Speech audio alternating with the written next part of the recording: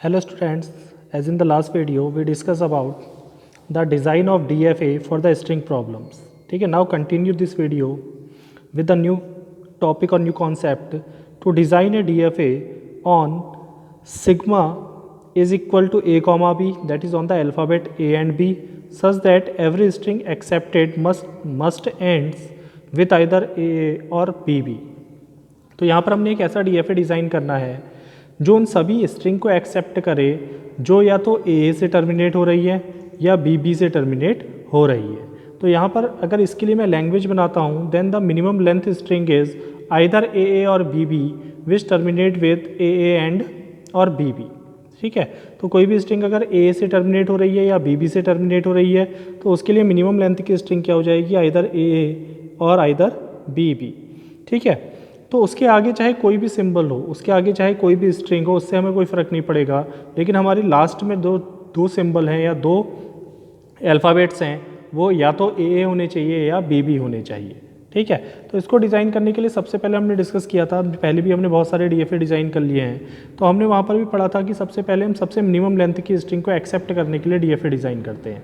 तो पहला DFA अगर मैं इसके लिए बनाता हूँ तो मिनिमम लेंथ की स्ट्रिंग या तो इसमें ए है या बी है। तो हम सबसे पहले इनिशियल स्टेज ले लेते हैं, let Q not be the initial stage. Suppose Q not हमारी इनिशियल स्टेज है। अब पहले मैं एक्सेप्ट कराता हूँ ए को, तो ए को एक्सेप्ट करने के लिए हम सीधे सीधे बना सकते हैं, if a occurs in state q not then the state becomes Q1, तो हमारी स्टेट Q1 हो जाएगी। Now if further a occurs in Q1 then we get the another state at Q2 and this state is called final state, और ये state क्या कहलाएगी, हमारी final state and the string is accepted with a. ठीक है, similarly if the first symbol occurs in the string is B, अगर first symbol जो अकर होता है वो हमारा बी है, तो हमने एक दूसरी स्टेट यहाँ पर कंसीडर कर ली विच इज़ Q3। ठीक है, if further B occurs in this stage, इस स्टेज पे अगर फिर से बी अकर होता है तो हमने स्टेज बना ली Q4 and this is the final stage to accept the string terminate with B. तो हमने यहाँ पर मिनिमम लेंथ की दो स्ट्रिंग ली थी, आइदर ए और बी, तो ए को ये एक्सेप्ट कर लेगा, बी को ये एक्सेप्ट कर लेगा। In both the cases the string is terminated either with a और विद बी। ठीक है, तो जब हम मिनिमम लेंथ की स्ट्रिंग को एक्सेप्ट कराने के लिए DFA बना लेते हैं तो उसके बाद हम उस DFA की हर एक स्टेट को कंप्लीट करते हैं for each and every input symbol, हर एक इनपुट सिंबल के लिए। तो पहली स्टेट अगर हम देखें, it is completed for A and B, दोनों इनपुट अकर हो गए, दोनों इनपुट के लिए ट्रांजैक्शन दिखा दिया। अब इस स्टेज पे अगर हम आते हैं तो अगर ए के अकरेंस होने के बाद, ए के अकर होने पर हम Q1 पे आ गए और Q1 में फिर से ए आता है तो स्ट्रिंग एक्सेप्टेड है, लेकिन अगर Q1 में ए ना आके बी अकर होता है तो अब हमारा पैटर्न इस तरह से बन रहा था, पहले हमको मिला था ए और ए के बाद अगर हमें क्या मिल जाता है, बी मिल जाता है। तो अब चांसेस किसके हैं, ये चांसेस हैं कि हमारी स्ट्रिंग क्या किससे टर्मिनेट हो सकती है, बी से टर्मिनेट हो सकती है। और एक भी हमें कौन जनरेट करके दे रहा है, इस स्टेज पे Q3 जनरेट करके दे रहा है।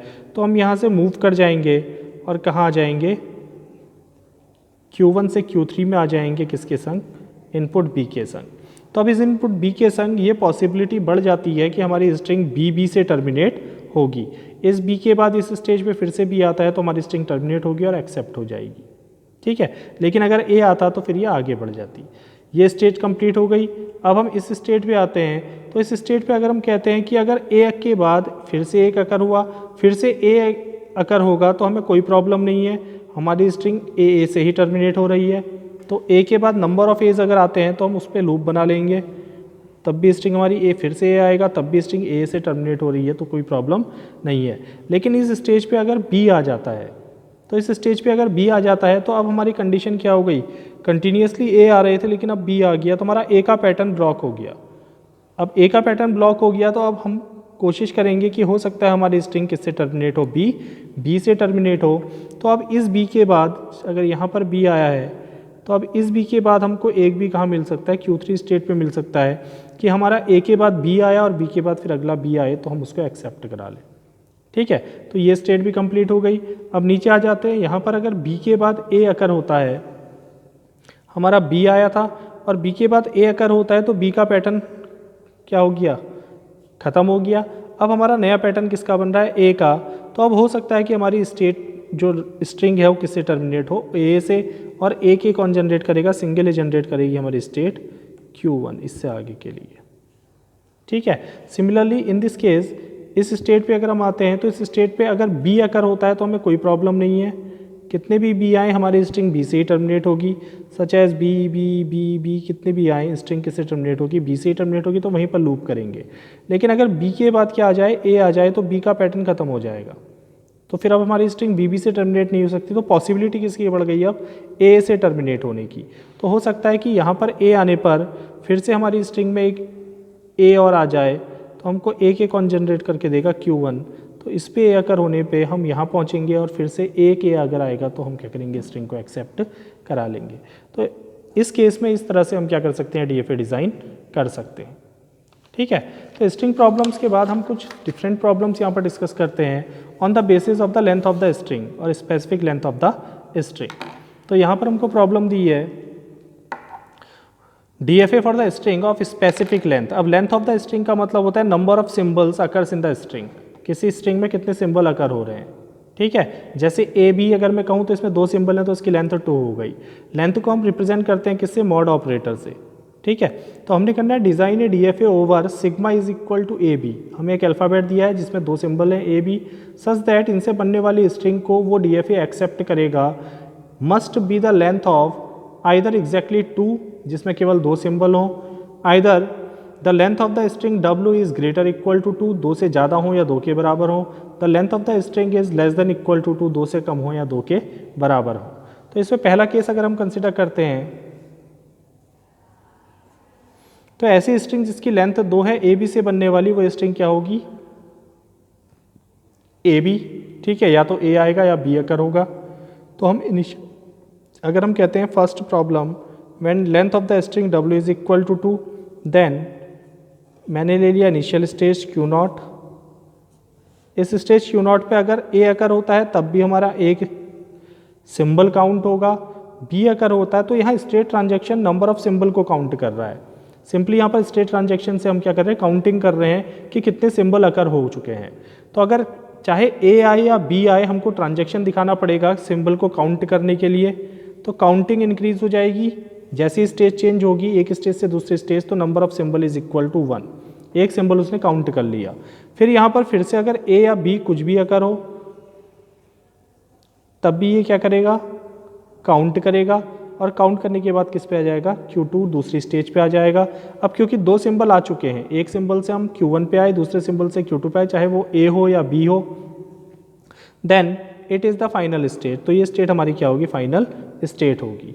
अब इस स्टेट के बाद जरूरी नहीं है कि हमारी स्ट्रिंग में केवल 2 ही सिंबल हो, 2 से ज़्यादा भी हो सकते हैं, और ऐसी स्ट्रिंग को अगर हम एक्सेप्ट कराना चाहें तो क्या वो एक्सेप्ट होगी। तो इसके लिए हम क्या करते हैं, अगर हमारे पास 2 सिंबल आ चुके हैं, सपोज पहले ए आया फिर बी आया, अगर केवल 2 ही सिंबल उसमें और स्ट्रिंग टर्मिनेट हो गई तो स्ट्रिंग एक्सेप्टेड है। लेकिन इसके बाद फिर से कहे कोई एक सिंबल भी आ जाए तो then the string is not accepted, क्योंकि हमको 2 ही लेंथ की स्ट्रिंग को एक्सेप्ट कराना है और स्ट्रिंग की लेंथ कितनी हो गई, 3। तो इसके बाद अगर ए आए या बी आए, नंबर ऑफ सिंबल्स काउंट करेंगे तो कितने हो जाएंगे, 3 हो जाएंगे। अब हमारे स्ट्रिंग के कोई चांसेस नहीं है कि वो क्या हो, एक्सेप्ट हो। तो हम कौन सी स्टेट को यूज़ करते हैं ऐसी कंडीशन में, डेड स्टेट। तो हमने एक स्टेट ले ली Q3 जिसको हमने कहा dead state. And in the dead state हम इसे इसलिए कहते हैं कि यहाँ पहुँचने के बाद अब हमारे कोई चांसेस नहीं रह जाते कि हम स्ट्रिंग को एक्सेप्ट करा सकें। तो यहाँ चाहे ए आए या बी आए, ये हमेशा इसी स्टेट में लूप करता रहेगा। ठीक है, तो ये तो प्रॉब्लम थी आपकी जिसमें हमारी स्ट्रिंग की लेंथ एग्जैक्टली 2 थी। अब दूसरी कंडीशन हम कंसीडर करते हैं when the length of the string is greater equal to 2। So design a DFA which accept all the string whose length is greater equal to 2। तो सबसे पहले हम क्या कहते हैं, 2 या 2 से ज़्यादा की लेंथ की। तो मिनिमम कितनी है, 2 है, तो मिनिमम लेंथ की स्ट्रिंग यानी 2 लेंथ की स्ट्रिंग को एक्सेप्ट कराते हैं, इसे ऊपर कराया था। तो Q0 हो गई इनिशियल स्टेट। यहाँ पर चाहे ए आए या बी आए कोई फ़र्क नहीं पड़ेगा, हम आ जाएंगे स्टेट Q1 पे। फिर Q1 पे भी चाहे ए आए या बी आए कोई फ़र्क नहीं पड़ेगा, हम आ जाएंगे स्टेट Q2 पे। And Q2 is the final state, और Q2 ही हमारी क्या होगी, फाइनल स्टेट होगी।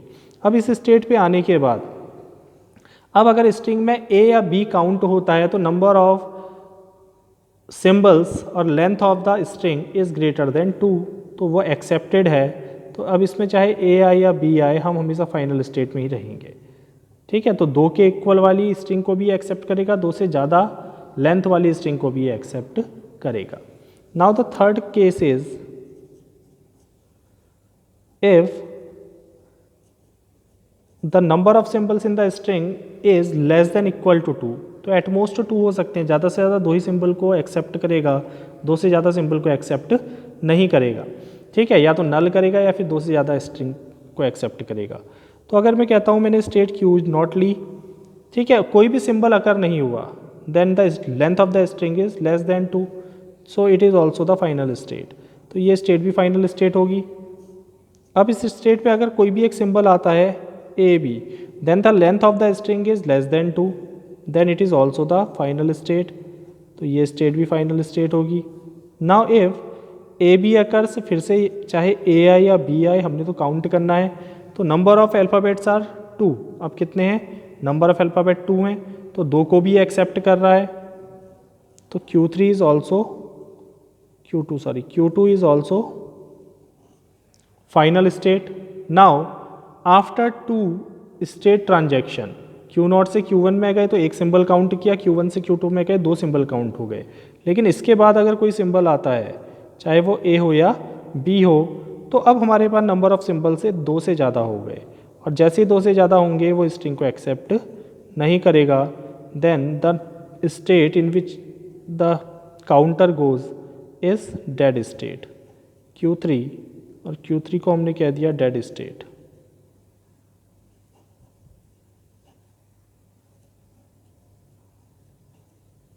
अब यहाँ पर चाहे ए आए या बी आए, यहाँ से निकलने के कोई चांसेस नहीं है। So in this manner we can draw the DFA for the string problems. ठीक है, तो हमने बहुत सारी स्ट्रिंग प्रॉब्लम्स यहाँ पर डिफाइन की। अब एक फाइनल प्रॉब्लम DFA डिज़ाइन की हम डिस्कस करते हैं आज, जिसके बाद फिर NDFA पढ़ेंगे। तो लास्ट प्रॉब्लम है इसकी डिविजिबिलिटी प्रॉब्लम। ठीक है, डिविजिबिलिटी प्रॉब्लम में हमें एक ऐसा DFA डिज़ाइन करना है जिसको अगर हम किसी नंबर से क्या करते हैं, डिवाइड करते हैं, तो वो उन स्ट्रिंग को एक्सेप्ट करता है। ठीक है, which are divisible by some specific number. तो जैसे हमें यहाँ पर दिया है, design A DFA which accept all the decimal numbers. ऐसा DFA डिज़ाइन करना है जो उन सभी डेसिमल नंबर को एक्सेप्ट करेगा विच आर डिविजिबल बाय 3, जो किससे डिवाइड हो सकते हैं, 3 से डिवाइड हो सकते हैं। तो यानी 3 को 0 को एक्सेप्ट करेगा, 3 को एक्सेप्ट करेगा, 6 को एक्सेप्ट करेगा, देन 9 को करेगा, 12 को करेगा, 15 को करेगा। तो ऐसा DFA जो उन सभी नंबर्स को एक्सेप्ट करे जो 3 से डिविजिबल है, यानी 3 से कम्प्लीटली डिवाइड हो सकते हैं। तो किसी भी नंबर को अगर किसी दूसरे नंबर से मैं डिवाइड करता हूँ, तो सबसे पहले हम कंसिडर करते हैं कि नंबर डिविजिबल है, तो रिमाइंडर क्या होगा, 0 होगा। लेकिन अगर डिविजिबल नहीं है तो रिमाइंडर क्या जनरेट करेगा। तो अगर कोई नंबर है, सपोज मेरे पास A is divided by B, A को मैं B से डिवाइड करता हूँ, then R is the remainder, और R क्या है, रिमाइंडर है। Then the remainder must be is equal to either 0, या तो 0 होगा, या 1 होगा, या 2 होगा, या फिर हम कह सकते हैं कि किससे कम होगा, B से कम होगा। लेकिन क्योंकि जैसे ही A से कम होगा, जैसे ही A के बराबर आ जाएगा, ठीक है, तो क्या हो जाएगी, उसकी वैल्यू फिर से डिवाइड हो जाएगी। So the remainder is either 0, 1, 2 to B minus 1। तो रिमाइंडर कहाँ तक हो सकता है, B माइनस 1 तक हो सकता है। ठीक है, तो if any number is divisible by 3, then the remainders may be either 0, 1 and 2। अगर 3 से डिवाइड करें तो 3 वैल्यू रिमाइंडर में आ सकती है, या तो रिमाइंडर 0 हो सकता है, या 1 हो सकता है, या 2 हो सकता है। So we have to take 3 states to design the DFA। तो इन रिमाइंडर को काउंट करने के लिए हमको 3 स्टेट की ज़रूरत होती है। So there are 3 states, 1 for each reminder, हर एक रिमाइंडर के लिए। तो हमने कहा यहाँ पर सपोज 0 रिमाइंडर को हम डिनोट करते हैं Q0 से, तो Q0 में आ जाएगा आपका 0। रिमाइंडर 0 कब आएगा 3 से डिवाइड करने पे, जब डिजिट क्या होगी, 0 होगी, 3 होगी, 6 होगी या 9 होगी। देन रिमाइंडर 1 कब आएगा, इसके लिए स्टेट Q1 रिप्रेजेंट कर ली, जब 1 होगा, 4 होगा, 7 होगा या 7 होगा, डिजिट की बात कर रहे हैं, ठीक है। और 2 कब आएगी, रिमाइंडर 2 आएगा जब ये होगा 2, 5 एंड 8। इस केस में रिमाइंडर 2 आ सकता है। तो 3 स्टेट है हमारे पास, टोटल सिंबल कितने हैं, 9 है, सॉरी 10 है, 0 to 9, 0 1 2 3 4 5 6 7 8 9। इन्हीं 10 डिजिट्स के साथ हम किसी भी नंबर को क्या कर सकते हैं, बना सकते हैं। और ये चेक करना कि वो नंबर 3 से डिवाइड होता है या नहीं होता, उसके लिए हम रिमाइंडर से यूज़ करेंगे आइदर 0 1 और 2। तो इसके लिए हम एक ट्रांजेक्शन टेबल बना लेते हैं। नेक्स्ट उसमें बनाते हैं क्योंकि आगे इसका भी डायग्राम, ठीक है। तो इसके लिए हम एक ट्रांजेक्शन टेबल बना लेते हैं। Transition table for the 3 states, in 3 states के लिए, ठीक है। तो हमारी स्टेट्स थी यहाँ पर Q0 Q1 Q2 for input 0 3 6 9 1 4 7 2 5 8। तो हमने 3 स्टेट बना ली यहाँ पर, Q0 Q1 Q2 for remainder 0 1 2, Q0 Q1 Q2 for remainder 0 1 and 2। Now there are the inputs, यहाँ पर हम इनपुट यूज़ करेंगे। तो पहले इनपुट हमारे पास जो सेट है इनपुट का वो है 0 3 6 9, दूसरा सेट है 1 4 7 और तीसरा सेट है हमारे पास 2 5 और 8, ठीक है। Now the state transaction is so in the table as, अगर हम कहते हैं कि हम Q0 स्टेट में है और कोई भी डिजिट 0 3 6 या 9 अगर होती है तो रिमाइंडर कितना होगा, 0 होगा। और 0 को कौन स्टेट रिप्रेजेंट कर रही है, Q0 रिप्रेजेंट कर रही है। अगर 1 5 7 आता है तो रिमाइंडर 1 होगी और उसको रिप्रेजेंट कर रही है Q1 स्टेट। अगर 2 5 8 डिजिट कोई आती है तो रिमाइंडर होगा 2, इसको रिप्रेजेंट कर रही है Q2 स्टेट। तो पहले वाले में तो सिंपल है। अब दूसरे वाले में हम आ जाते हैं कि Q1, अगर हम Q0 पे हैं, सॉरी Q1 पे हैं और Q1 पे हमारी डिजिट क्या हो सकती है, 1 4 7 हो सकती है। तो Q1 पे अगर हैं और Q1 पे हमारे पास 1 है, 4 है या 7 है और उसमें से 0 आ जाता है या 1 के साथ 3 आ जाता है या 1 के साथ 6 आ जाता है, 1 के साथ 9 आ जाता है और हम 3 से डिवाइड करते हैं तो हर केस में रिमाइंडर कितना बचेगा, 1। तो that is it loop in Q1। तो Q1 पे अगर हमारी कोई डिजिट आती है, ठीक है, अगर हम Q1 पे पहुंच चुके हैं उसके बाद इनमें से कोई डिजिट आती है तो हमको रिमाइंडर कितना मिलेगा, 1 मिलेगा। इसी के बाद अगर हम बात करते हैं हम Q1 पे ही हैं और Q1 पे अगले डिजिट क्या आती है, 1 4 7 आती है। Q1 पे हैं तो 1 है हमारे पास और उसके बाद 1 4 7 आता है, 11 आता है, तो रिमाइंडर कितना बचेगा, 2। तो that is it is equal to Q2। और अगर हम Q1 पे हैं और उसके बाद डिजिट आती है 2 तो it is Q0, it is divisible, ठीक है। देखो 1 पे हम पहले से पहुंच चुके थे और 1 के बाद अगर इसमें 2 आता है, इसमें से कोई एक डिजिट आती है, 2 आता है, 5 आता है, 8 आता है, तो डिवाइडेड बाई 3 तो हम कहाँ पहुंच जाएंगे, Q0 पे पहुंच जाएंगे, रिमाइंडर 0 हो जाएगा। इसी तरह से Q2 पे अगर हम Q0 पे हैं और Q2 पे हैं और Q2 पे Q0 से कोई वैल्यू आ जाती है तो Q2 2 है, 2 में के आगे 0 आ जाता है तो 20 को डिवाइड करो 3 से तो रिमाइंडर कितना बचेगा, 2। सो वो लीप एट Q2, तो यहाँ पर Q2 पे ही लूप करेगा। सिमिलरली अगर हम Q2 पे हैं और Q2 पे डिजिट हमारे पास दी है 2 और उसके बाद हम डिजिट अगर होती है 1 4 7 तो 2 1 2 4 2 7 तो इसको 3 से डिवाइड कर सकते हैं इजीली। तो 3 से अगर डिविजिबल है तो रिमाइंडर कितना आएगा, 0, दैट इज़ Q0 पे आ जाएगा। और अगर 1 के साथ यानी Q2 पे जो 1 है उसके साथ हमारे पास अगर होता है 2,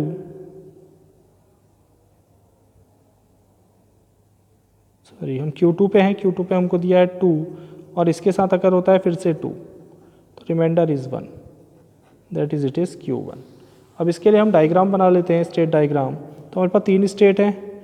the first state is Q0, इसी को हम फाइनल स्टेट कहेंगे क्योंकि रिमाइंडर 0 शो कर रहा है, तो डिफाइन कर रहा है कि डिविजिबल है या नहीं है, Q1 एंड Q2।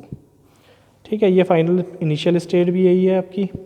अब हम देख रहे हैं Q1 पे अगर 0369 अकर हो रहा है, तो Q1 पे अगर 0369 अकर हो रहा है तो कोई प्रॉब्लम नहीं है, हम Q1 पे ही रहेंगे। ये टेबल से आपका बन जाएगा। Q0 पे अगर 147 अकर हो रहा है तो Q1 पे आ जाओ, 147 अकर हो रहा है तो Q1 पे आ गए। और Q0 पे अगर 258 अकर हो रहा है तो Q2 पे चले गए। और अगर 258 आ रहा है तो किस पे चले जाएंगे, Q2 पे। अब ये कंप्लीट हो गई तो Q1 पे आ जाओ। अब Q1 पे अगर 0369 है तो Q1 पे ही रहेगा, 0369 है तो Q1 पे ही रहेगा। लेकिन अगर हमारे पास इसके बाद 147 आ जाता है तो 147 के आने पे Q2 पे चले जाएगा, 147। ठीक है। और तीसरा केस बनता है अगर हमारे पास आता है 258, तो 258 के आने पे ये जा रहा है आपका Q0 पे।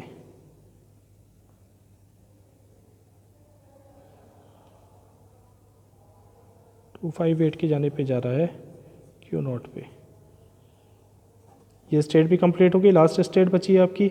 इस स्टेट में हम कह रहे हैं कि हम Q2 पे हैं, और Q2 पे अगर 0369 आता है तो Q2 पे रहता है।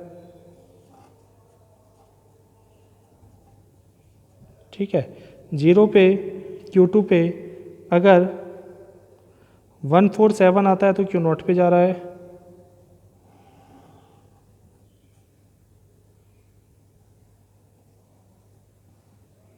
ठीक है, और अगर इस पे 258 आता है तो Q1 पे जा रहा है।